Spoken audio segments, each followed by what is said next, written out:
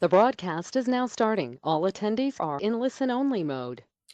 Hello, everyone, and thank you for joining today's REMI webinar, Driving Change, the Economic Impact of Alternative Funding Mechanisms.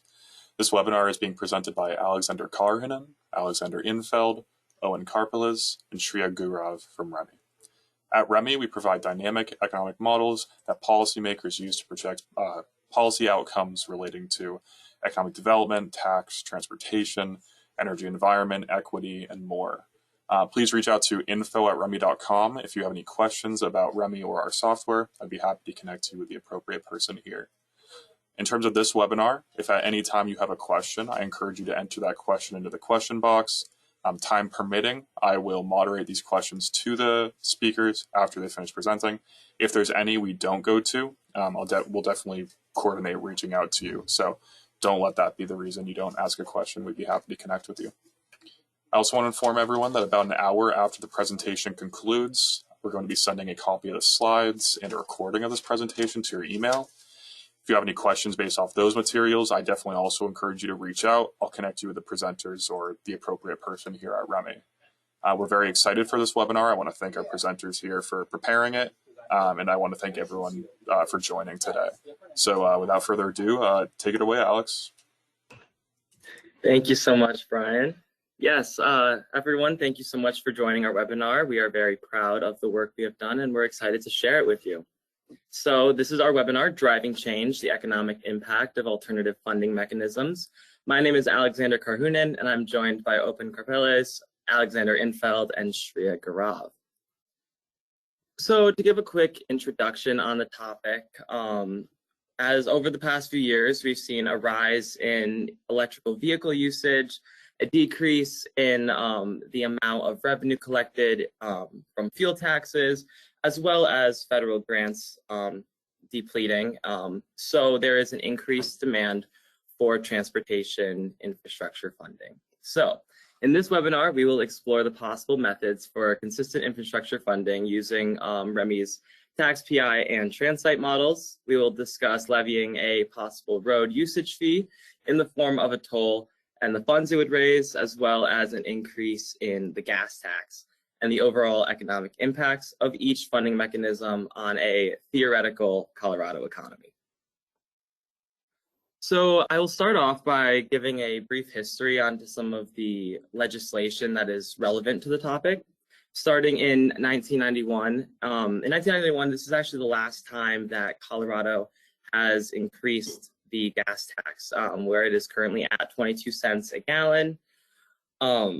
This shows that it's necessary to raise more excess funds, such as the shrinkage of revenue collected from these taxes. Then moving on to 2020, this is when the Colorado Department of Transportation introduced the current 25-year statewide plan. They are currently in year 4 of this plan. And just some of the relevant goals of the statewide plan are to increase highway project funding, as well as to mitigate the loss in gas tax revenue. And then in 2021, there are actually 2 pieces of legislation passed that had a great impact on transportation infrastructure in Colorado. The first one being the Infrastructure Investment and Jobs Act that was passed by Congress. This authorized about $550 million in transportation infrastructure funding. And then the Colorado General Assembly also passed Senate Bill 21-260. And what this did was authorize about $100 million to be transferred from coronavirus relief to transportation projects. And what is, I think, significant about these 2 pieces of legislation that we are looking at in terms of our scope of the project is that this funding is due to run out in the next few years. So we want to look at more consistent alternative funding mechanisms that can then supplement this funding going forward. So now we want to look at why is this important? Why is it important to fund transportation infrastructure? And we are kind of looking at 3 main ideas here. The first one being economic development. when working on transportation projects, it stimulates a lot of economic activity at the local level in different sectors, specifically manufacturing and construction, in terms of employment and improved access to different markets. Then we also look at congestion costs, and what congestion costs are is kind of taking into account the cost of travel time as well as fuel costs associated for each individual when traveling through Colorado. Congestion costs increase when roads and railways and bridges are not well maintained or are not able to fit the traffic demands. So that is why it's important to keep expanding on current roadways and making sure that they're well maintained. And then lastly, we talk about supply chain. So supply chain is very important. In terms of expansion and maintenance as well. For example, looking at Colorado specifically, there is the Interstate 70 that runs through Colorado, which is very crucial to the supply chain of the trucking industry. I-70, those of you may know, connects Colorado to many states in the Midwest and even extends as far as the East Coast.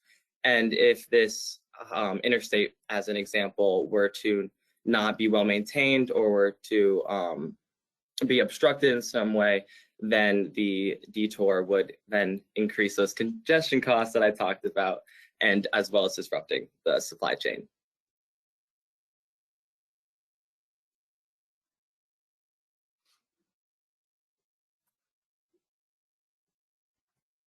All right, so when exploring policy options to determine what type of road usage fee we want to explore, we found three main possibilities that have currently been explored. In Virginia, there's currently a flat fee, which is part of your registration costs as a formula. This is based on fuel efficiency, and only fuel efficient vehicles will pay. So the more fuel efficient your vehicle is, for example, if it's an electric car, you'll pay much more than someone who has a car that uses a lot of gas. That way, people pay the fair amount depending on how much they do use in fuel. In Utah, there's currently a mileage-based system in which every driver can pay up 1.06 cents per mile up to a flat fee, which is also calculated based on the fuel efficiency of the vehicle. It's currently voluntary, so all can participate. Fuel-efficient vehicles will pay more, and as they expand it, it's hopefully going to help improve infrastructure funding in Utah. Nationally, there's a very common practice of tolling roads, and since that's how that's our road usage fee, we're gonna take a little more closer look at that. So there's three main different types of tolls that policymakers can consider when they're looking to toll a road. First, you can toll a single piece of road, which often is an iconic piece of infrastructure, such as the Lincoln Tunnel in Manhattan, in New York City, or the Golden Gate Bridge in California. And you can implement it single direction or bidirectional, depending on multiple different factors. Often this includes congestion costs in deciding which direction to go to. And the way you implement it can be one of the further methods we'll discuss in a moment. And you can have a higher fee because of how short the length is. And that can also affect whether or not people will detour around. If it's short enough, people may detour to go to a cheaper toll or a road that has no toll whatsoever.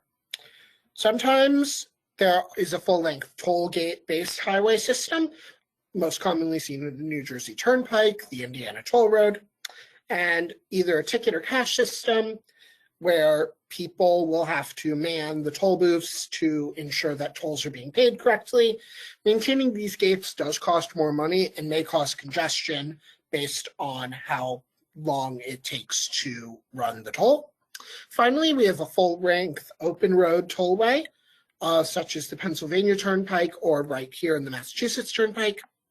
And this can either be done through a transponder system, such as EasyPass, which is very common throughout the East Coast, or automatic plate number recognition, where a camera will take a photo of the license plate and run it by the system to make sure that the person whose license plate is pays the toll correctly. There are privacy concerns with this. However, there's lower costs and better traffic flow. Because of all of these different factors that policymakers need to decide on when they're deciding what tollway, and after considering the costs and the benefits of all of them, we decided to go with a full-length open road tollway for our simulations.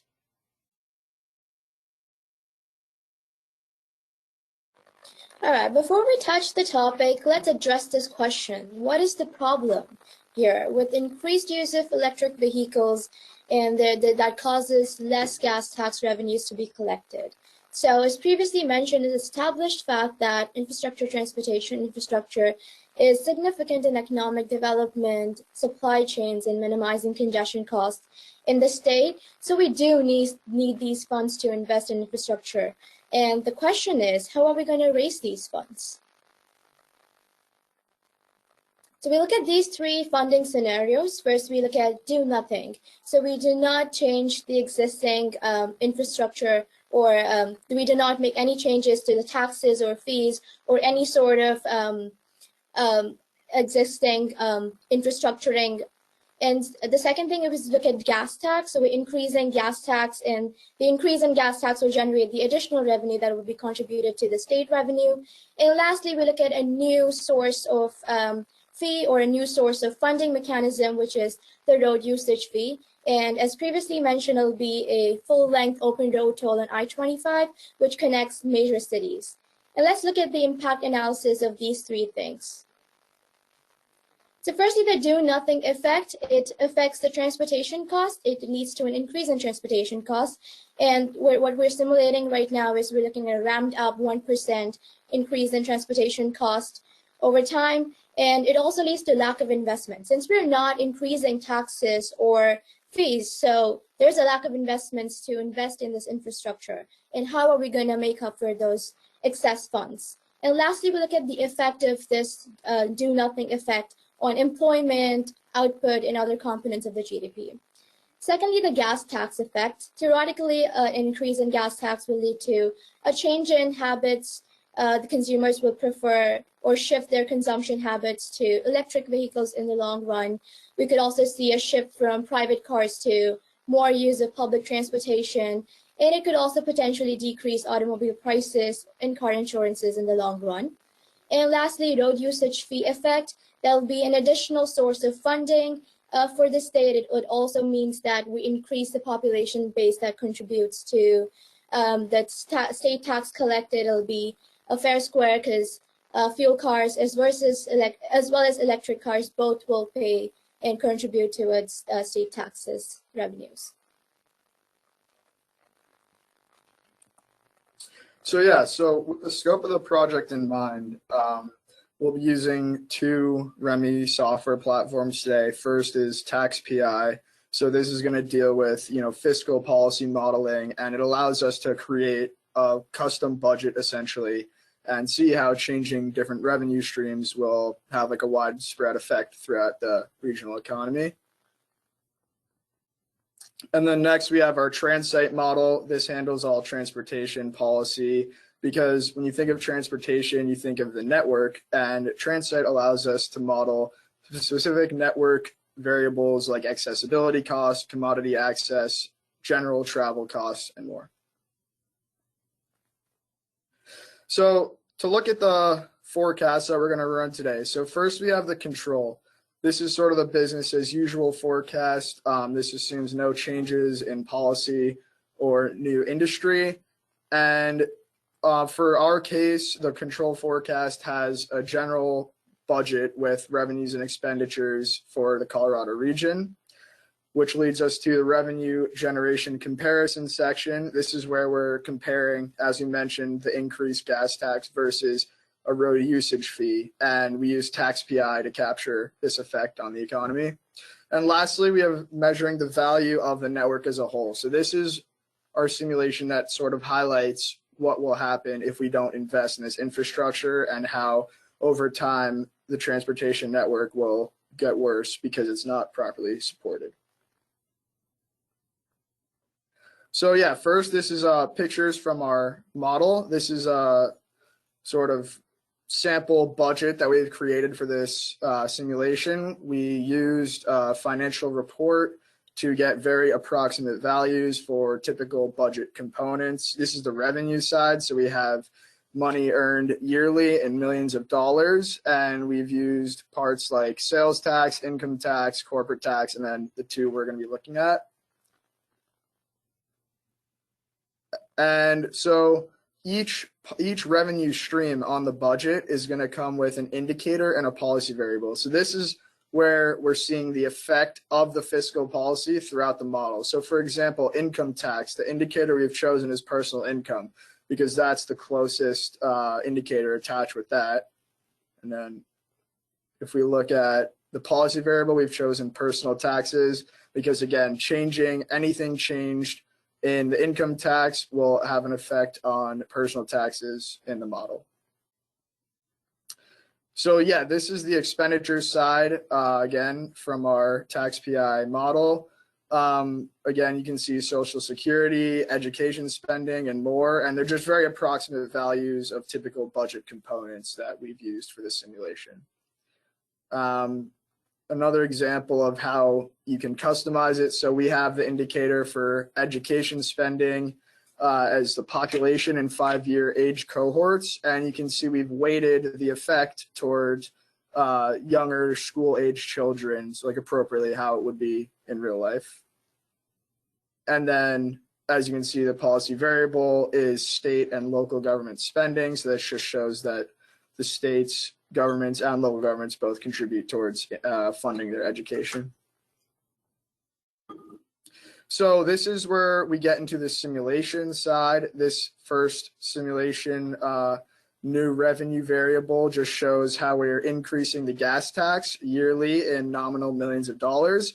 And we have it at 150 million each year for gas tax. And then we did the same thing in another simulation for the road usage fee. Again, we nominal millions, and we kept it constant at 150 million a year, just to make sure that we were measuring the effects like the same way, that one side wasn't getting more than the other. And then here we have our Transite model inputs. So as I mentioned before, the transportation system is a part of a network.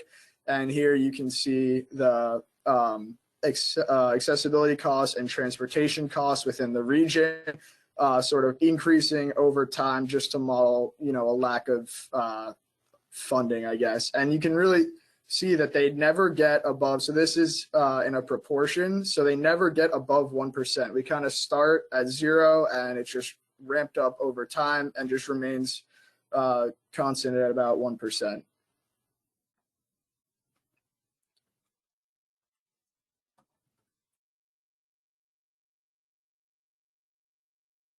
All right, so now we're going to dive into the results.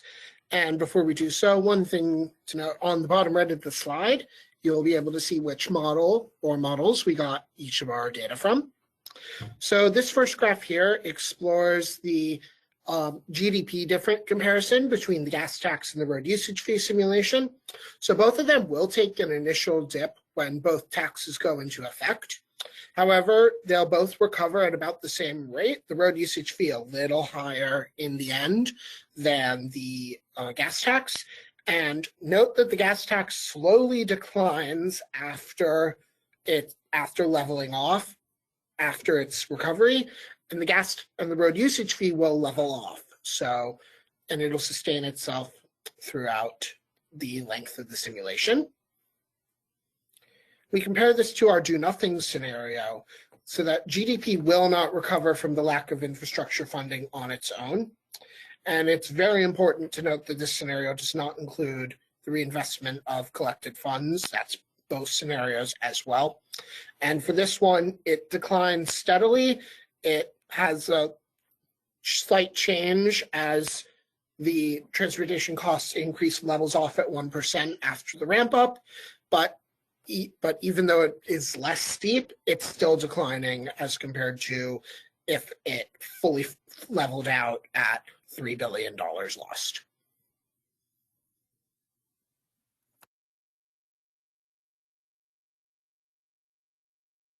Okay, let's look at the employment now. Similar to the GDP graph, the employment also takes a dip in the initial years. But what's important to notice in here is the recovery period. And both the gas tax, which is the blue line, and the road usage fee, the yellow lines, they do have a good recovery period. Although the gas tax has a gradual decreasing trend, say about after 2035, 2036, while the road usage fee has a faster rate of recovery and is an increasing trend over time. And now if you compare that to do nothing scenario, we see that the employment decreases and it goes on decreasing further down the line. So doing nothing is far worse than increasing the funds or managing to create those excess funds by either a road usage fee or a gas tax. So we see that it becomes worse off because there is no recovery in this graph.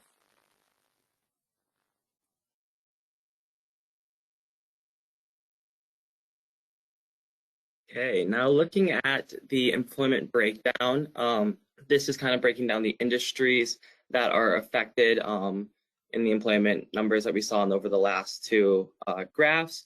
So here we kind of see in these two pie charts that a lot of the industries are very similar. Construction, retail trade, state and local government, real estate, they're all affected.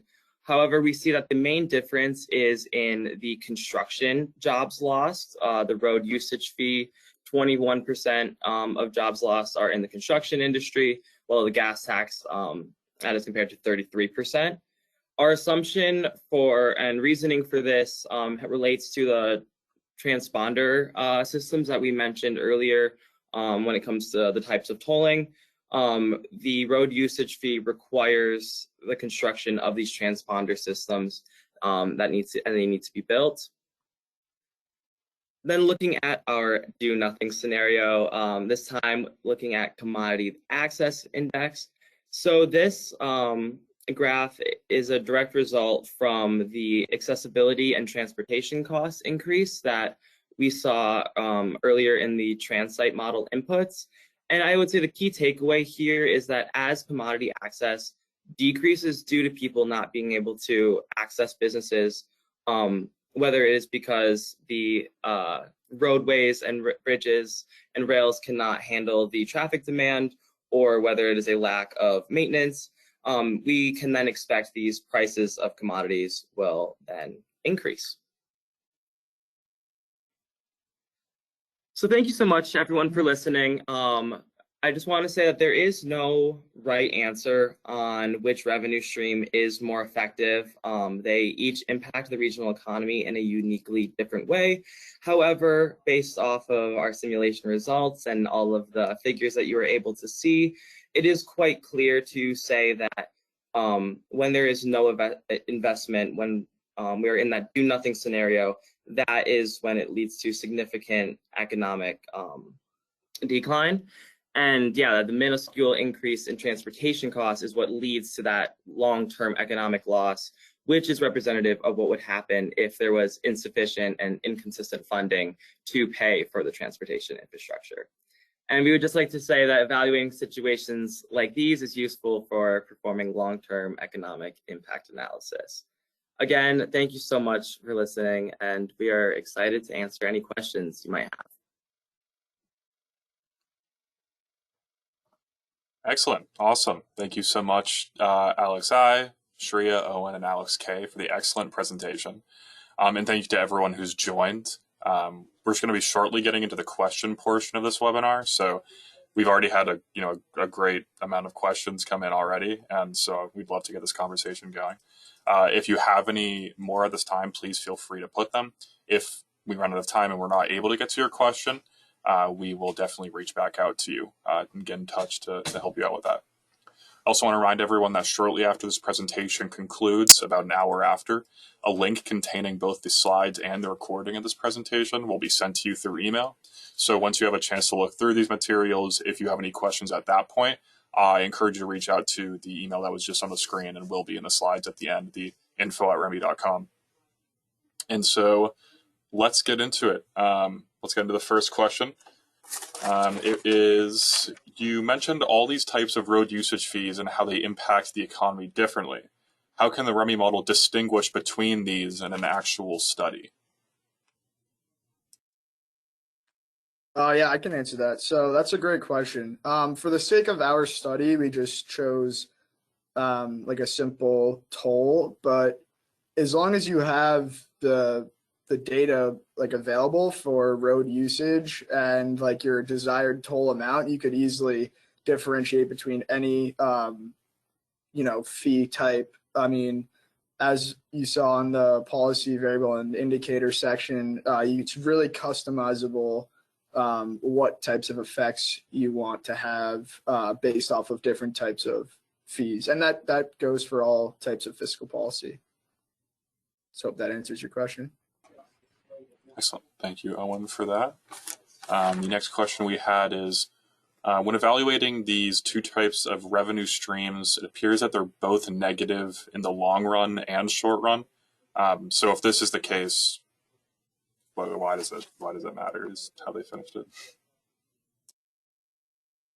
I can take this question. Thank you for that question. It's a good question.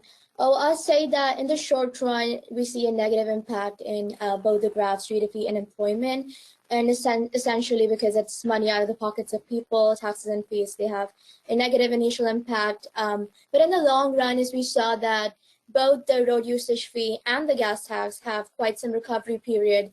And it goes on increasing to become steady in a long run. So also, we're not really seeing an analysis of reinvesting this excess funds back into the economy, because that will give different results. It will be positive because of the construction jobs or increase in output, and also the changes in GDP. So that might have a positive impact on the economy. So, but in the long run, it goes to become steady, both the road usage and the gas tax. Thank you. Great.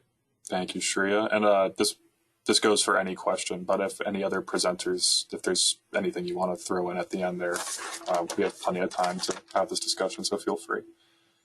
The next question is there any reason you decided to simulate these funding mechanisms, but not the registration fee?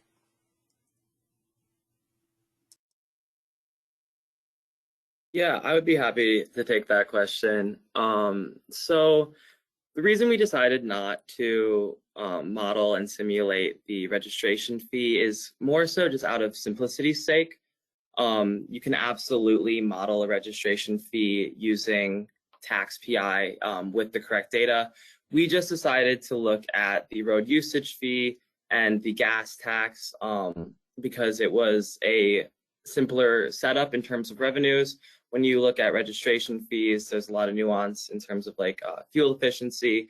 So while it is able to be modeled, we just figured we would go with two alternate funding mechanisms to look at for this simulation. Awesome, excellent. Thank you, Alex, for that. We have a question that just came in that, Owen, is relevant to the question you just answered, but I want to see if maybe you'd like to elaborate on it at all. It's, what is the difference in how the gas tax and toll are input into Tax-PI? How do these connect to households and businesses?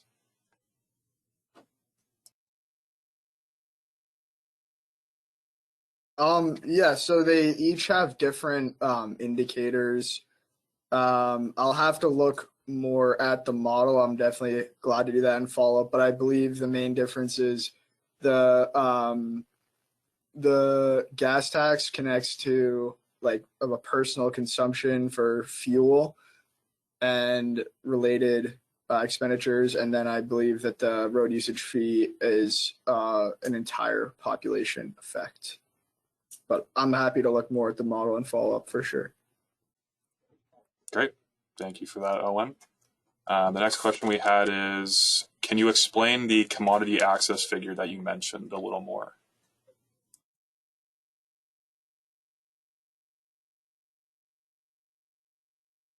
Absolutely, we can. So one of the key things with that is prices will increase as commodity access decreases. This is because as transportation costs increase because the roads are worse off, it's going to take longer for goods to get from the place of where they were manufactured, grown, whatever, to where the consumers will get them. So by taking a little more time, it's going to lower efficiency and then end up costing more in the long run. And that's what the Commodity Access Index shows, is that by decreasing commodity access through an increase in transportation costs or accessibility costs, it's going to then inversely increase consumer prices in the long run. Awesome. Thank you, Alex. Thank you for that. And then next question we have, just going down the list here. And yeah, a lot of great questions that have come in so far, everybody. So do feel free to ask away. Next one we have on the list is, does this type of modeling work across other regions or for different budget components than the one that you used in this example?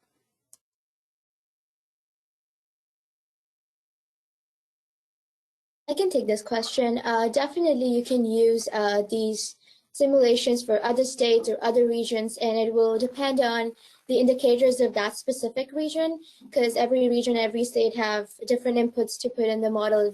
It'll be very customized according to the needs and also the project needs. So yes, of course, you can do it for different regions with different input simulations.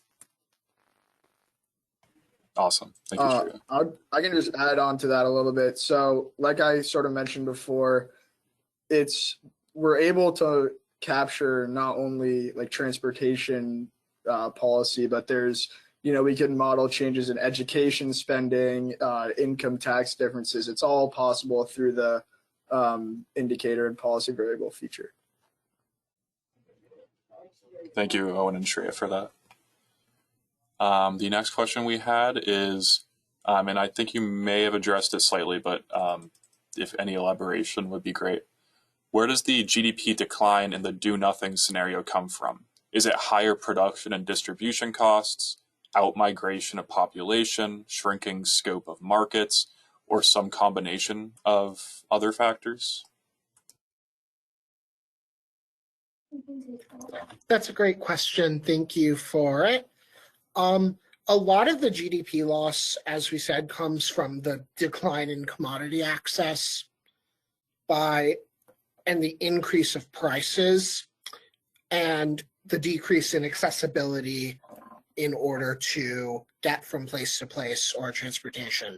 If the roads get worse, then it's going to take a lot longer to get from place to place, and that will increase costs. And by increasing costs, GDP will decline. Awesome. Does anybody else have anything to add to that? Okay, great. We'll move on to the next question. Why does the cost of the gas tax grow over time? Isn't the fleet getting more electric and less gas tax being contributed?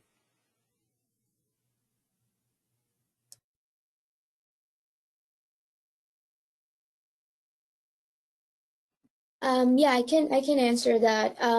Yeah, so in the long run, people's habits are shifting, and that is why this is causing a shrinkage in the revenue collected from gas tax. That is why we're increasing the gas tax, so that as the population gets less, increasing gas tax might, if not contribute more, but at least sustain towards the previous contributions.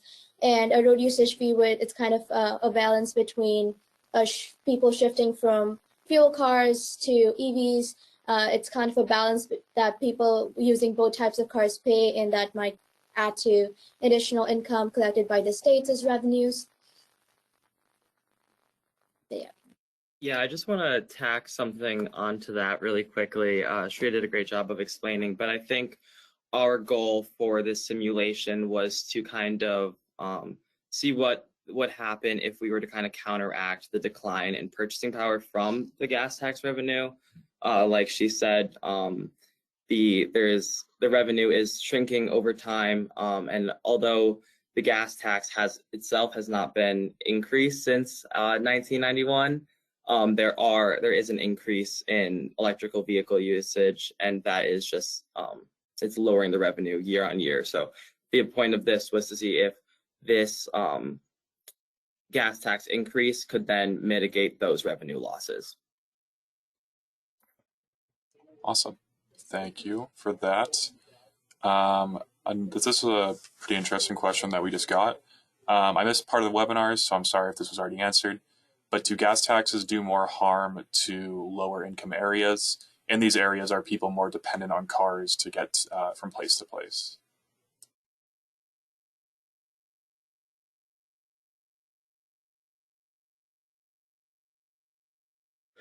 Absolutely, that's something that we can look into.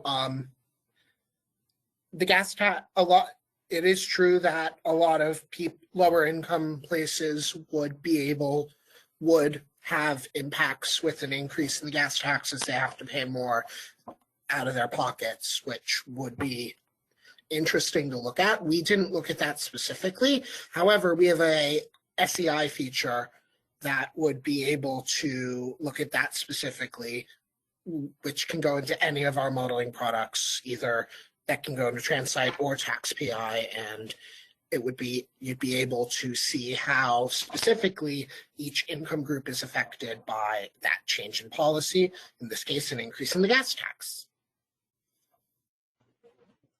Great. Awesome. Thank you, Alex. I'll just add a little bit to that. Well, this presentation, we were trying to look at the essential or the significance of the funding for the infrastructure, and as Alex mentioned, that people are gonna pay out of the pockets. Well, I'll just say that raising these funds, either you apply a gas tax or a RUF, both is gonna get money out of the pockets, but we're essentially looking at the effects of not doing anything, or either of those is more affecting the employment and the GDP in the long run. So either way, it's money out of the pocket. But yeah, we're looking more into how this is going to affect the low-income people. Excellent. Thank you for that thoughtful response. Another question we received is, did you look at the impacts of recycling the transportation tax in different ways? And some examples they gave is personal income tax, spending on climate change mitigation, etc.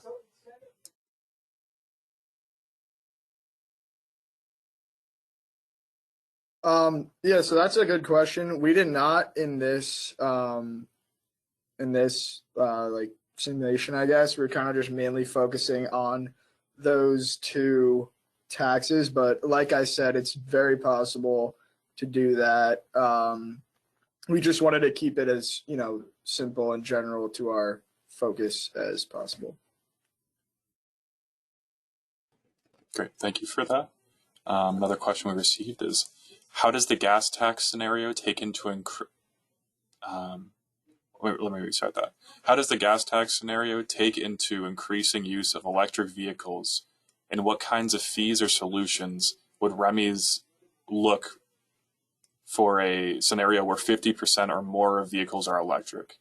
A tax on installing of charging stations. So I stumbled my way through that, but basically, what kinds of fees of solutions would REMI look at a scenario where 50% or more vehicles are electric? And then they said, like, maybe a tax on the installation of charging stations, or if there's anything else you had thought of.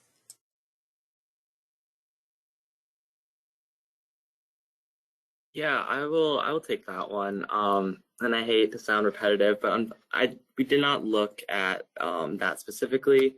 We were just more focused on kind of the value of transportation infrastructure to this theoretical Colorado economy as a whole.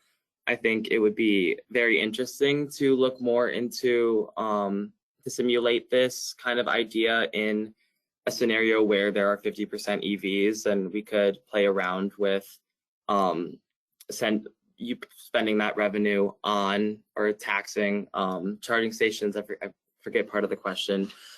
So I think we would be more than happy to discuss that with whoever is curious after the webinar, but unfortunately, yeah, that was not kind of our focus for our webinar. Excellent, great. Another question we just received is, how did you assume decreasing number of gasoline cars over time?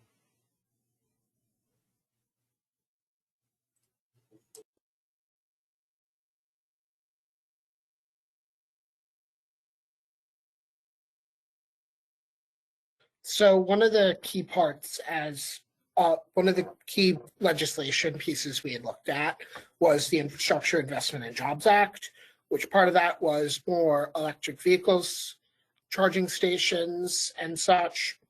So, and we can presume that as people move into and as populations move around, ideas will change and people will be more interested in electric vehicles, especially in and around the population centers like Denver or Boulder.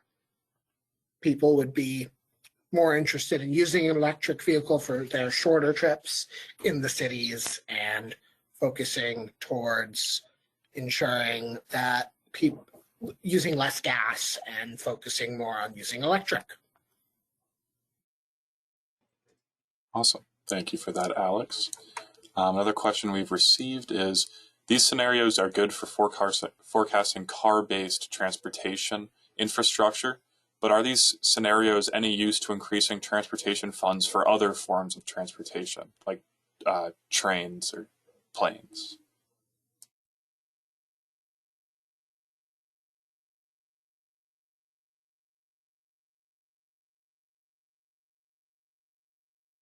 Yeah, I'd be happy to answer that. So, yes, we focused on car transportation specifically. But if you, again, like if you have the travel statistics for like trains and public transportation, it would be possible. Yeah. We just, again, for the simplicity, we just decided to focus on Colorado and its like regional interstates and other roads. Right. Awesome. Thank you for that, Owen. So we got another question, which is there a way to capture different households and businesses traveling different amounts for the toll, like there is when connecting to fuel tax consumption, which potentially varies as a share of budgets in different industries and household classes?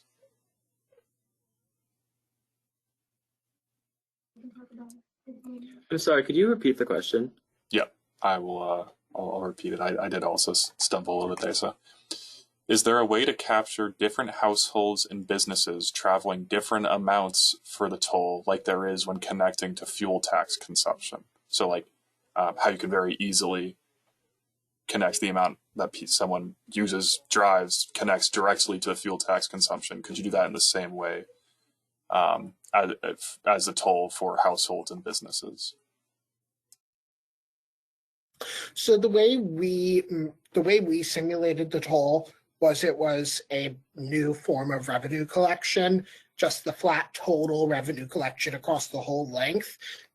Once again, if you have the data very specifically, you'd very likely be able to put that into the model, determine the actual amount that you'd be expected to collect, and then calculate that by using the model.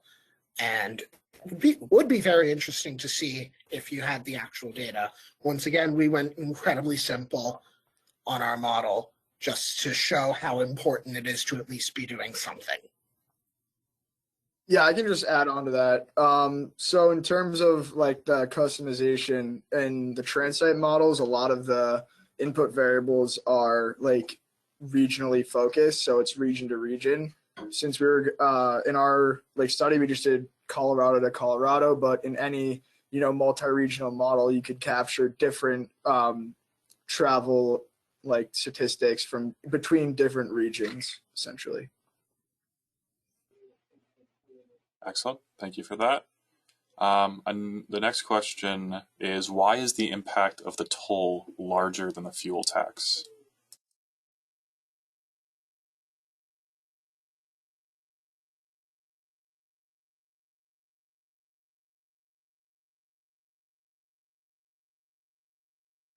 Shreya, you're muted.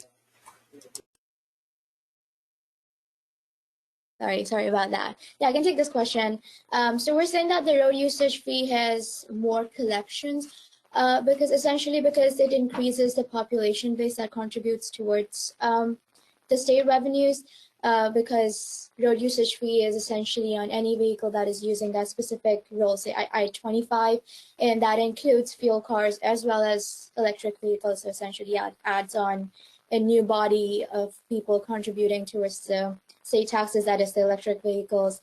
So maybe that could be one of the reasons that it could be more than the taxes and revenues collected from fuel car users. That answers the question. Thank you. Yes, thank you. Thank you, Shreya. And then we have one last question at this time, but if any come in during, I am more than happy to ask those as well. And so it goes, the long run effects of a higher gas tax rate seem to be more muted than the short run effects. What types of adjustments are assumed on the part of households and firms that allow a new equilibrium to be reached over the medium term in light of the resulting higher fuel prices?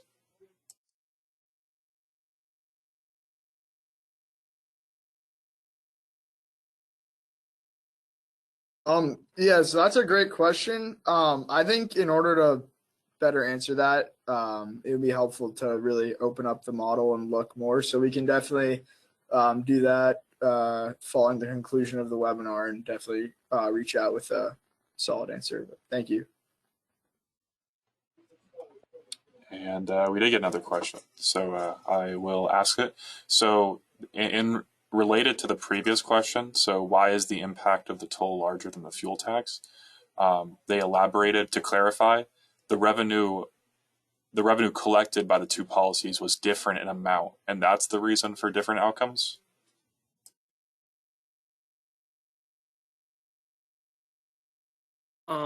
Sorry, yeah, just to clarify. So the revenue, and we can actually go back to the slide, but the revenue is the same for the revenue collecting is the same for each of the variables. As you can see here, the road usage fee, we kept it at a constant $150 million nominal dollars, and here, same for the gas tax. I think what Shreya was kind of getting at is just the population base, where the gas tax really only takes into account the gas powered car users versus the electrical vehicle users.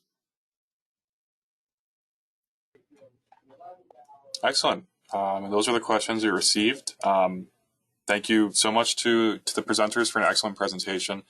Thank you to everyone who attended, especially those who had this great discussion. This was really awesome. And if you have any further questions once you receive the slides and the recording, I really encourage you to reach out to the address that's on the screen now, the info@remi.com. We'd be very happy to connect you with the presenters, and they'll be able to assist once they can get the model open and dig a bit deeper than the analysis that was done here today. But again, thank you to everyone. We hope you have a great day and a great week, and we hope you'll attend more REMI webinars. Bye, everyone.